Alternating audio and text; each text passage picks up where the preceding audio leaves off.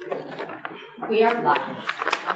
Okay, this is Senate Appropriations Committee. It's February 21st. We're going over FY26 budget requests. And today we're talking about the Cannabis Control Board and your budget. So I'll let you introduce yourselves for the record. And do you know everybody here, or do you want us to do introductions? I know everyone, but I do not, so I'd appreciate a Okay. quick introduction. You want to start, Senator Watson? Sure. Senator Van Watson from the Washington District. Hello again. Senator Bob North, Franklin County, and Alberg in County of Grand Isle. Rich Westman, I'm the senator from Lemoyne. Andrew Perchik, Senator for the Washington District. We're in, I live in Marshfield. Pat Brennan, Senator from Grand Isle County, and Colchester. thank you for that. I'm James Pepper. I'm the chair of the Cannabis Control Board. And I'm Olga Fitch, and I'm the executive director of the board. So if everybody's ready, we'll just go right in. We have a presentation up there. I think you have your own maybe copies on laptops if you need it, but I'll just try to walk us through it. So what we want to start with is our organizational structure to give you a quick idea of who we are, how big our agency is. We are one of the new ones, so I thought it would be helpful. 25 staff, 3 board members. The core of our work right now happens on the compliance and on the licensing team, with more and more sort of attention being placed on the enforcement actions as we mature. We also have a section devoted to the quality control lab. As you could tell, it's a vacant sort of part of our agency right now. We have been authorized to get our own quality control lab a couple of years ago, actually, but for a variety of reasons, we have not secured the lab space up until 2 weeks ago. So we now do have a lease at the space in Colchester, where we'll be building this facility and hiring folks to do the work out of that space. So again, this is up and coming, new development for our agency. But all of the sort of staffing is included in 2026 already. So that's sort of a quick overview of who we are in terms of our staff structure. What's to come. So now we'll look at the actual budget. It's pretty short for us. Again, we're not particularly large. What I was going to focus here, I've highlighted a few numbers. So basically where we see the increases year over year. So I could touch on that, but very much happy to talk about anything else that you may want to go for us to go over. So under the personal services section, salaries and wages and fringe benefits is where you're seeing an increase. We've seen decrease in other categories. So it's just the standard year-over-year increases in salaries for our staff. Is 12% standard, or is there a new, do you have more positions? Year over year, there is one position built in, and that was our lab director that got added. You will see, if you look at their personal services category, a significant drop, 36%. That's where we've coded our lab director before. So it's just that shifting of the resources. We didn't have position formally created. We had to have that position tied to the personal services. Now it's up there with salaries. So that's sort of a change that you're seeing here. Other than that, yeah, not too much year over year profit changes on that. Anything else on that section? Or I'll move down to the operating expenses. So on operating expenses, again, a few things that I've highlighted. Other rental category. The $22,000 increase is a cost of a lease. We are leasing an additional vehicle for one of our field agents. We have 6 vehicles, 7 agents. We are waiting on a vehicle to the US. You're also seeing $28,000 increase in other purchase services. That is where we budget for our lab services. So we are budgeting a little extra year over year because again, with the new lab coming online, we don't fully know what that's going to mean for us. We budgeted originally last year, for example, 100,000 for the lab services. We currently have 2 private labs that we rely on to support our enforcement actions. We intend to continue using their services at least for the portion of fiscal year 26 and up until our own lab is up and running. And then we are building additional 25,000 sort of for that transitional phase. So that's the change year over year.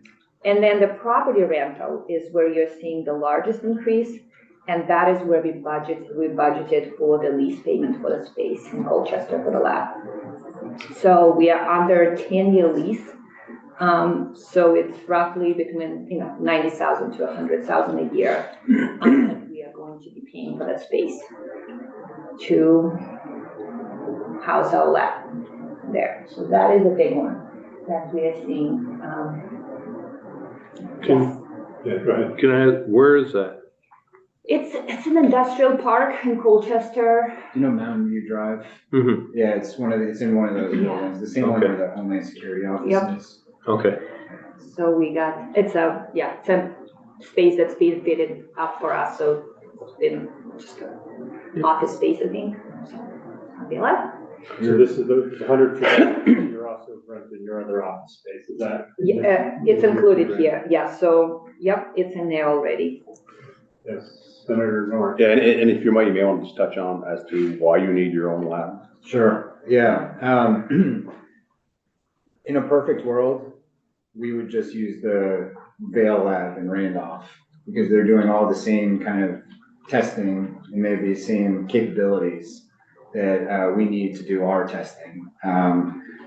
But they're not allowed to run cannabis through their machines because they accept federal money and there's at least theoretical risk that they may lose that money if they have kind of a controlled one substance in their space. So, to do the kind of amount and frequency of testing that this industry requires in order to stay compliant and make sure we don't have, widespread kind of issues, we just can't rely on the 2 private labs to do that because we need to kind of always skip to the head of the line when we have an issue that requires an action. Our plan from the outset, and this was actually in the governor's proposal around kind of the Marijuana Advisory Commission, was to have our own lab for us to, just like in the agricultural context, when we go out to a cultivator or a retail inspection, take our own samples and try and just do quality assurance testing more frequently than we can, just given the capacity of the 2 private labs. Yeah, and also we do license that's private labs, right? So they're our licensees. So it is a bit of a conflict of interest. Something happens with one of those labs, right? And we don't want to be in a position where, we take them offline and there is no capacity to do any testing. So there is that other reason that we need to. It will be cheaper in the long run to do it in-house than to pay the private lab, or? We hope so. I think, again, there is, of course, an initial, we are paying a lot to get the place set up and fit it out. But like I said, we budget about 100,000 a year to use the services of private labs. We foresee having a lot more enforcement action that we could be doing, right? So again, I think, because we are limited right now, we can only pursue things that are clearly on the forefront, and we have other things that we have to back burner because we're not doing enough. So I think overall it's going to be an improvement in our ability to do the enforcement action, and I think this time we'll definitely see the benefit of the cost, the price tag. Senator Brennan, did you have a question? I was just curious about how many vehicles you actually have. 6. So we 6. have 7 agents. So we actually have agent number 7 starting on Monday. Up until now, we've had 6, and each one of them has at least vehicle that they. being a state entity, do you lease from Central Garage or do you do it on your own? BGS, we do everything through those folks, but we are paying for those leases.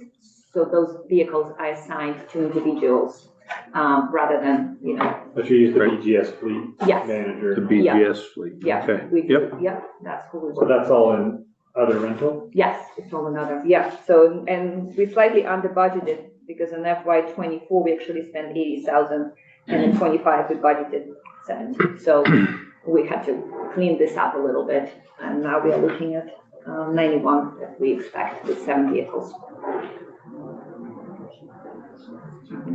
Okay, great. Good, okay. And then, very quick last page here. The only thing I wanted to point out is this $10,000 on the grants. And that is a memorandum of understanding with DLL that we executed in this last summer. We're relying on them as our partners for when we need to have some sort of high-level enforcement action. So one example might be we need an undercover agent to go into a facility to make sure they're checking for IDs. We've had complaints, and we don't have the staff. I mean, our folks are very much well known, so we rely on them to send somebody in to make sure that our licensees are following. Who do you rely on? The Department of Liquor and Lottery, yes. So the same people that they use to go to the liquor store? Yep, yeah, and especially when it comes to minors, we had a complaint that the minor wasn't checked. Again, we don't have access to minors to do this kind of enforcement work. So again, it's a pretty small, we'll see how much, this may grow, our cooperation with them, but that's sort of a new thing. And we're working with them. Yeah, so overall, year over year, we are looking at, we're at $6 million just over. For FY '25, we're looking at about 6.5. You can see that we are FY '26. I like the budget roll-up report and the ups and downs report. Because it gives you the prior fiscal years and gives you the full budget instead of just the difference. And the percent. And the percent automatically, yeah, instead of just, I mean, yeah, you can't even calculate it with the ups and downs.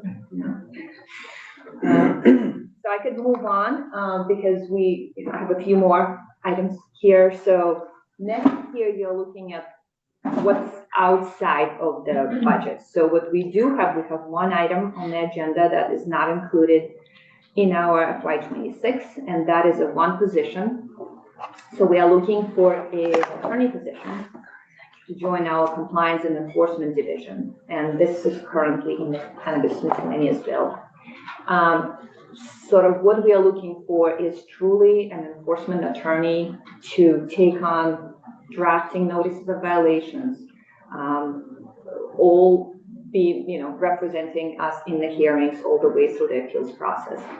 What we have right now is a general counsel who is a stand-in on all of those matters.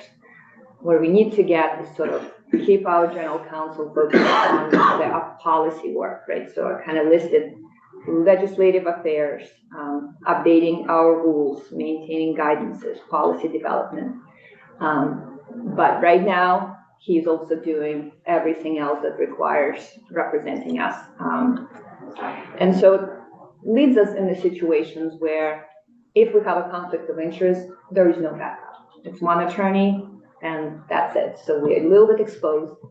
And of course, if we have a lot of rulemaking responsibilities, for example, 4 of our rules are open right now. And so our general counsel spent 6 hours yesterday, only a little bit less than that, going through the open public hearing on those, which means the enforcement action has to take a backseat, which we obviously don't want to see either. And vice versa, if we have a pressing enforcement matter, a lot of our policy work gets to put on hold.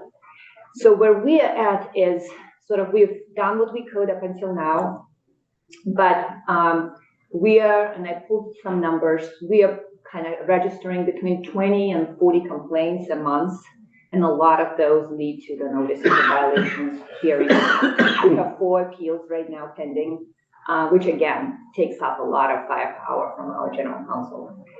So that's sort of where we are at and why we are realizing that we do need additional support. So you made that pitch to the governor and, We, Well, not exactly. Yeah. We told him in our budget process that we're gonna seek this. He Yeah. said, go get the authorization from the committees and, and then if the committees agree with you, government operations in the House, then it becomes an appropriations issue, but it's not in his recommended budget. so that's, do you have any questions on that? No, good. Okay. So then we can move on to the funding and revenue pages of our report here. Sort of a little bit of a backstory here. So through fiscal year 25, a portion of our CCB operational cost has been covered by the excise tax revenue. Our cannabis regulation fund used to consist of all of our application fees, licensing fees, administrative penalties, and cannabis excise tax revenue. So what would happen is that fund will first cover our expenses, and what's left would get moved into the general fund. So as of fiscal year 26, it's a sunset of the excise tax provision.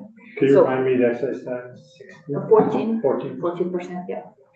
So what that means for us is that cannabis excise tax no longer funds our operations directly. Instead, all that the cannabis regulation fund now contains is the fee and fine revenue. And the last page of this report will show you those numbers so you can sort of see what we are looking at. And people pay the sales tax as well, Yes, Yeah. 6%. 20%. Yeah. And a local option if you have it, yeah. Yeah. When we now look at fiscal year 26, so our expected operational costs, 6.5 million, as seen on previous pages. Our projected fee and fine revenue, so this is what we bring in, is about less than a third, a little over, yeah. Over a third, yes. And so our plan is to rely on the retention from the FY25 year-end balance to meet the difference. So that sort of is going to be a new process for us for finance and management in light of the sunset of that provision. But is it like notwithstanding the sunset, or it's sunsetting it and then just allowing you to carry forward this 3.89 million? The latter. Well, it means we'll have to have that conversation with finance and management every year. Sort of how much are you planning to bring in fees? Let's see what we need to set aside for you.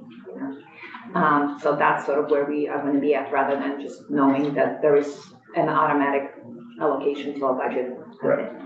What do you think? Do you think we messed up when we thought that the fees and penalty would be enough? Like what did we get wrong? Did we get No, or did so what it was, and I've spoken with Representative Shai, Byron, Kornheiser about this, is back when we were originally proposing our fee structure, both JFO and the CCB came to the same conclusion that no matter how high the fees were going to be, they were not going to cover the operational costs of the board, because you would either depress interest in getting a license if they were really high, or keep them low and you have a lot of interest, but either way, there's going to fall short.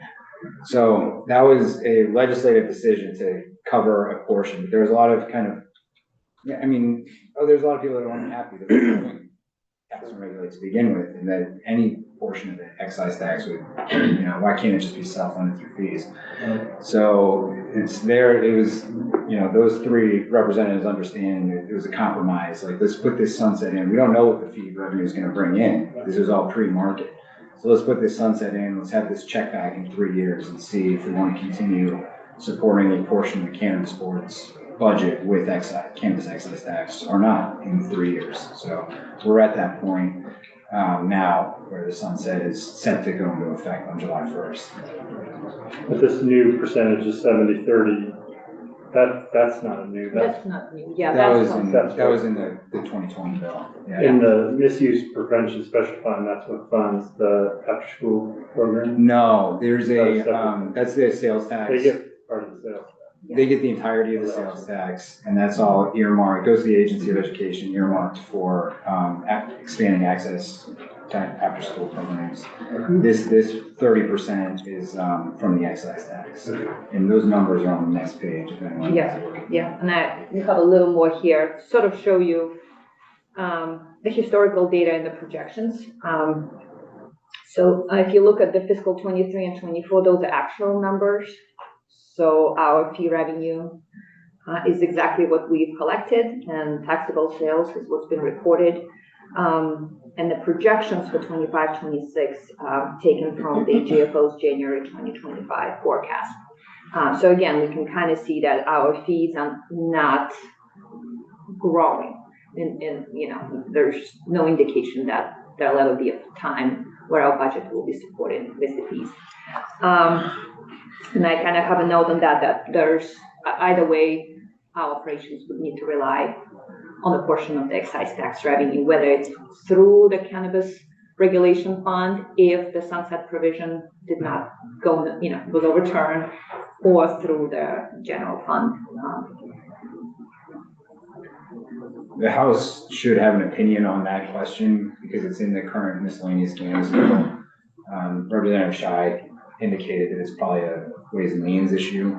So that bill will go over there and they'll, one way or the other, have their opinion about it. It'll have to be resolved over here. Okay. Yep, so that's what we got for you today. Okay. Any other questions?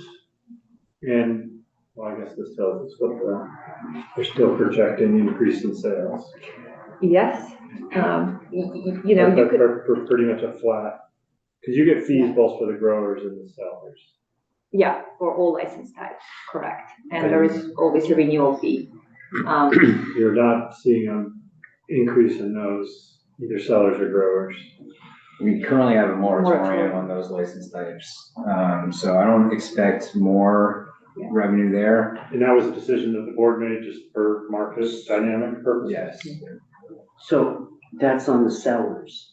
Do you moratorium on all growers? Yeah. Our plan, we have to strike kind of the supply and demand balance pretty closely so that we don't, do damage to either the cultivators or, the consumers. So we have an economic model that we created that looked at all sorts of kind of data sets to create a demand structure. And we reverse engineered a market structure based on that. We are under contract to update that economic model to see how much more capacity, and in addition to just capacity, these numbers from JFO, I think, project the market not changing, like no new dynamics. Like if you are able to capture more of the current consumers that are using the illicit market or using kind of alternative intoxicating products and capture them in the regulated market, we may need more capacity. Or if there's interstate commerce all of a sudden, if there's federal legalization, that will dramatically change what's happening in Vermont. We're undergoing that process right now, and we intend to probably open up tier 1 cultivators eventually when we can have a better grasp about some of the various dynamics in the market. Tier 1 the smallest? That's 1,000 square feet. And we were given authority last year that we intend to use. We have rules around it right now that will allow tier 1s to scale up if they hit certain performance benchmarks, and alternatively allow us to scale people down that are not hitting certain performance benchmarks. So that'll be a little bit more dynamic control than we have now. Are the cultivators just indoor, outdoor? And then we have one mixed tier that allows kind of the outdoor cultivators to move inside during the winter months. I'm assuming most is still indoors. It actually is, we assume that too. It's actually the flip. There's 60% of our growers are outdoor. But there is a trend we've seen lately, Yes. folks are moving indoor. Yeah. The startup costs are less, so Yeah. get a year outdoor, get some money, and then. it is trending that way, yeah. Senator Brown?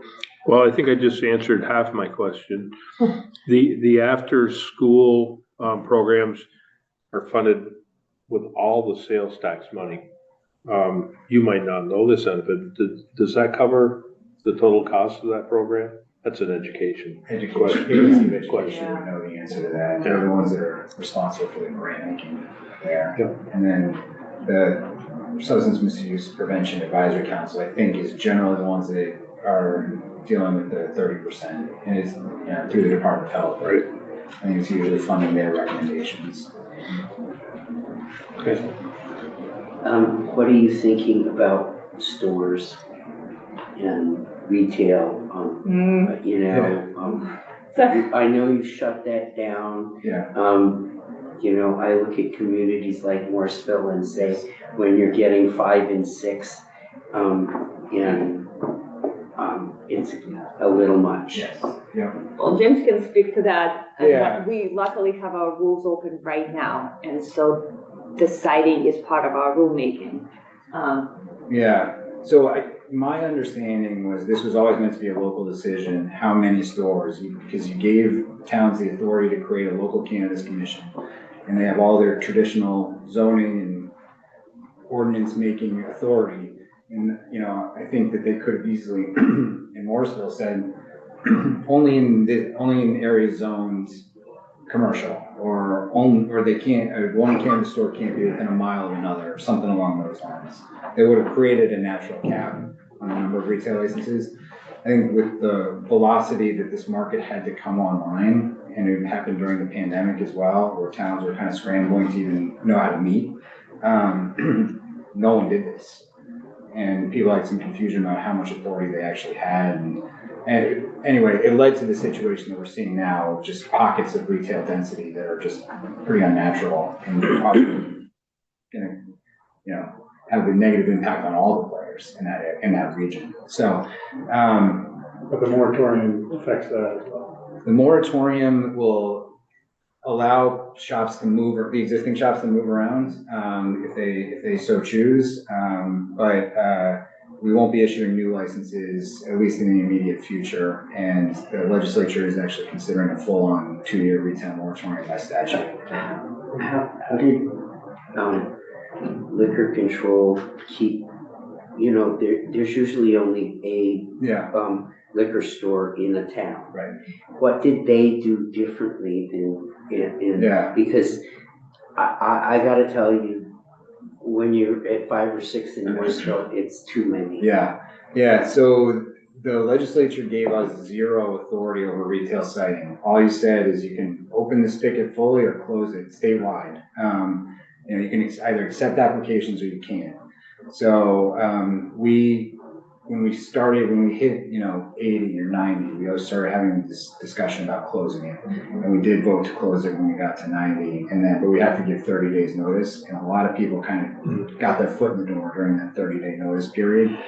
And so at 101, and of course the clustering issue that you're talking about is influenced by the opt-in opt-out discussion, where only about 30% of the towns in Vermont have actively allowed retail.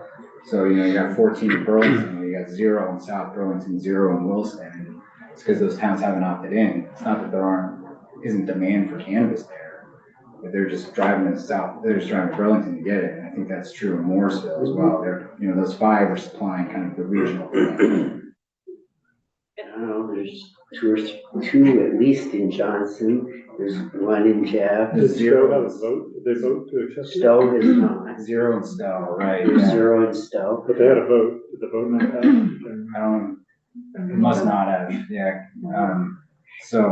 But where we're at now, last year, we got that authority from the legislature to come up with the citing rules, which is why we are now in the middle of the rulemaking process, where we will create sort of a path forward, how, tied to the density, tied to the population numbers in specific areas, for example, as a marker. But of course, folks who are already are in, so they would be grandfathered into the existing locations. But moving forward, we'll be able to have a much bigger say. But personally, the distribution of liquor stores is more Freed. rational. Yeah. It looks more rational. Right, Yeah. yeah, and I think that that's, because the state is the wholesaler for liquor, I think that they take really a close look as to, is this store gonna cannibalize this one, And I think that if we had that control from the outset, it probably wouldn't look like it does now. I think we'll get a more even distribution as more towns opt in and as these retail siting rules go into place. You don't want the dispensaries cannibalizing. Could get one of those. Yeah. Okay, any other questions? Thank you for your time. Thank you. Thank you. We know where to find you if we have other questions. Yes, let's do it. Okay. Thanks for the information. It was a good presentation. We should tell other people to do the roll. Is that what it's called, the roll? Thank you for bringing money. This is way down at the bottom. Anything we can have. Thank you for bringing money. Yours. There's more money on the table. We like enterprise funds. Yeah. Yes. Send Okay. it all to prevention Senator Zahovsky has an amendment and public safety. proposed for the BAA for Tuesday. I assume you're gonna put it into the calendar regardless, or I don't know if you're waiting. We'll see. I'm bringing it to you first. Okay. I'm told that's the right way to do it. It's 60 pages just because there's a lot of little changes throughout the thing, but I'll let you explain it. I mean, there's if you kind of read the first couple paragraphs, you kind of get the sense of it, but why don't you tell us what you would like them to do? Absolutely. For the record, Senator Tanya Vyhovsky. So many of you know I have a significant concern with the humanitarian crisis of homelessness that is happening right now. I will say that 2 years ago, I came to this different makeup of this committee with an amendment that would have spent about $50 million. This amendment actually gives us money. It doesn't ask for money. So it's a different space that I'm in. What the amendment does, so last year we, in the Pay Act, put forward an average 6.4% raise, and many exempt state employees that is non-union bargaining, who make over $100,000 a year, received that increase to their pay. And in fiscal year 26, there is an additional 5.2% increase that again will go to many of those same people.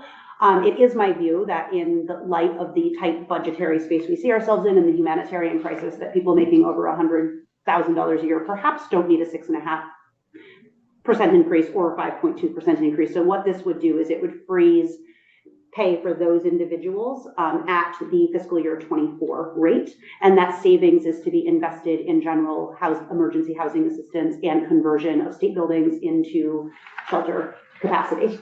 In the remainder of fiscal year 25, the projection is about $750,000. So it's not a ton, but it's not nothing. In fiscal year 26, it is over $6 million that frees up to be put towards housing people. The other thing that this bill does is it directs the secretary of the agency of the administration to take a position from the position pool. There are currently 6 positions available in the position pool, and to assign that to an exempt limited service position to coordinate homelessness services at a state level. What I know from working on the ground is that people will often call 211, and 211 tells them to call CVOEO, and CVOEO tells them to call Howard Center, and Howard Center tells them to call 211, and ultimately they spend another night on the streets. And so this would create a limited service position to direct at the state level, so that's not happening, and we know where people are going, how they're going there.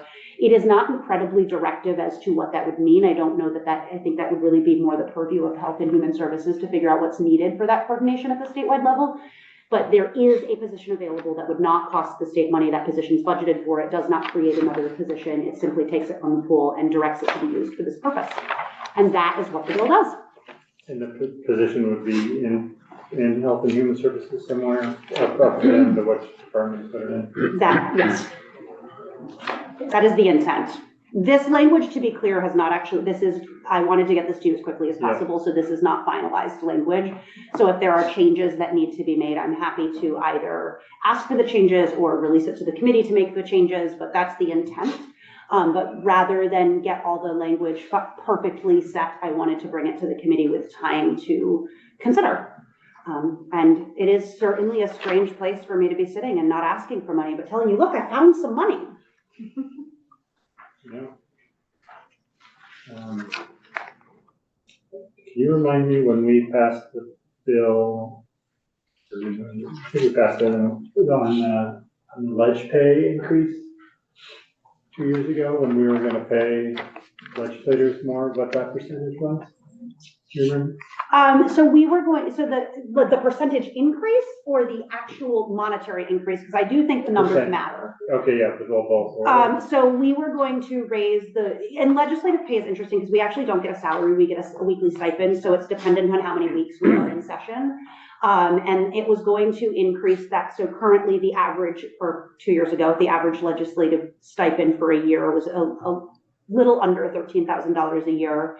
And we would have aligned the stipend from what it is now to the average Vermont wage, which would have increased the average. Again, it still would have been a weekly stipend, but it would have been raised to align with the average Vermont wage. And I think if I'm really digging back, but I think it would have raised the pay to just under $26,000 a year. Right. So certainly not 100,000.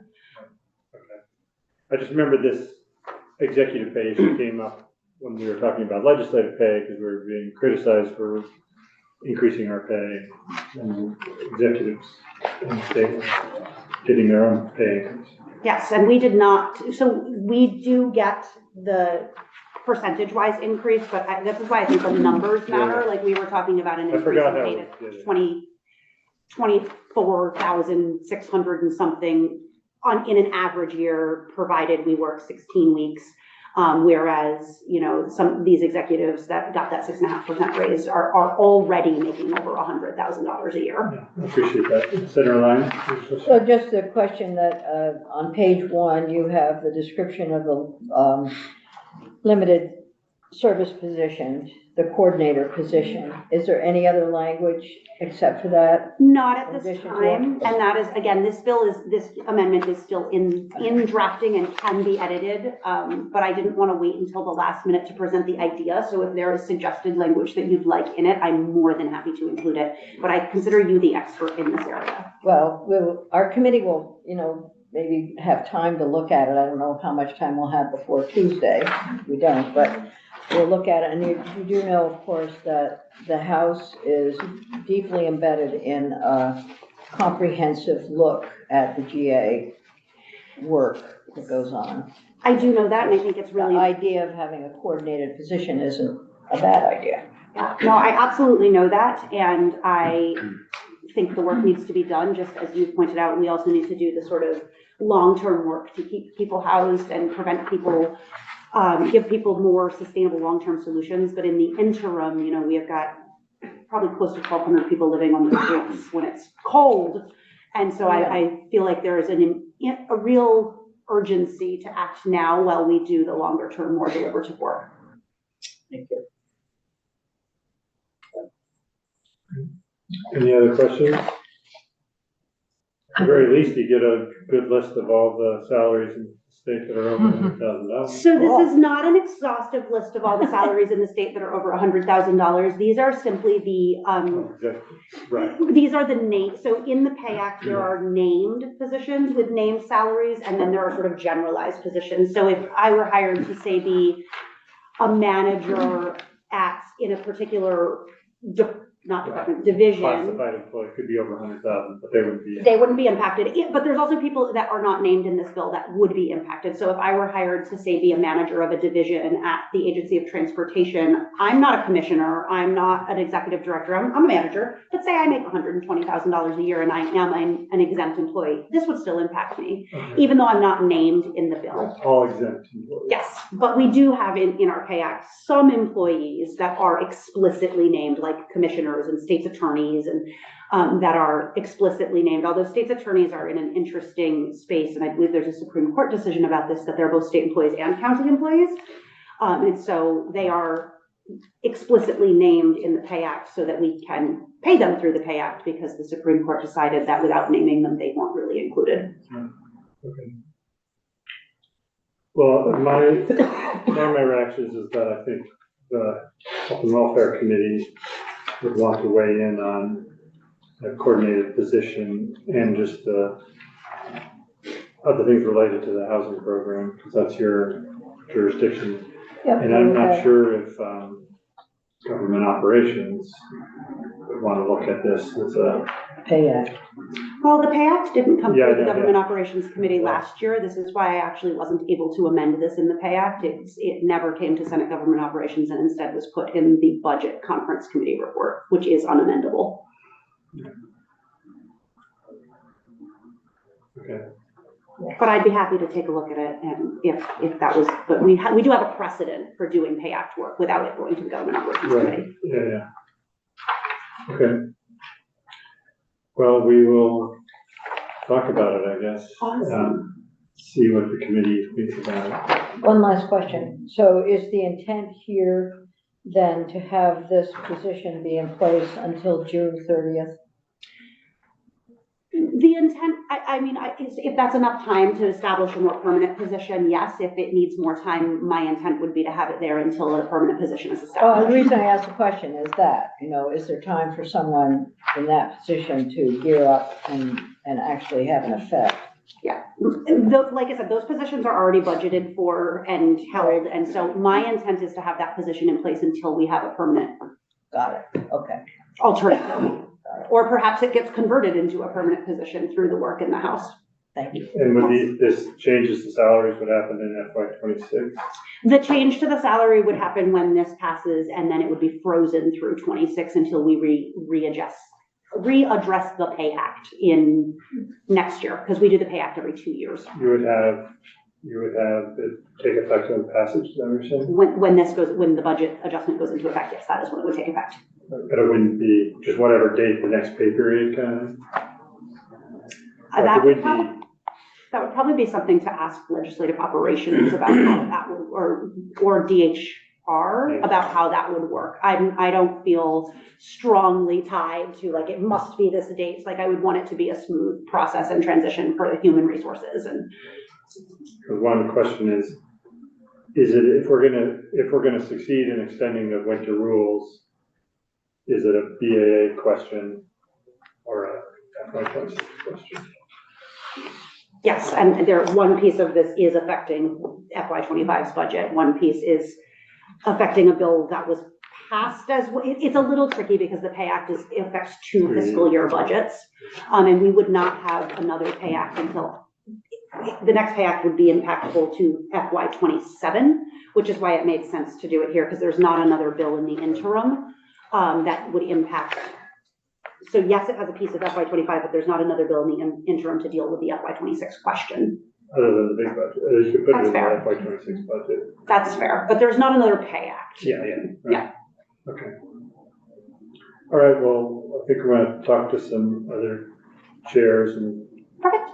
committee, yes, you know. Well, and thinking about how this affects 2 years, and wondering if, how you would feel about, like, if we dealt with just the things that affect FY '25 in an amendment and then deal with FY '26 separately. I would be certainly open to that. I brought it to you as a package because I think of the Pay Act as a package, but I certainly know you work in a different world, and I'm certainly happy to be flexible with doing it in 2 pieces if that makes more sense. This is part of why I brought it to you, still in drafting. Yeah. We appreciate you giving it to our attention and not just having us to like take a recess on the floor to figure it out. So Absolutely. that's appreciated. Absolutely. Right. Thanks for your time. Yes, thank you. And we have Fish and Wildlife. They can't come early, so they'll be here too. Are they coming in person? Yes. Okay.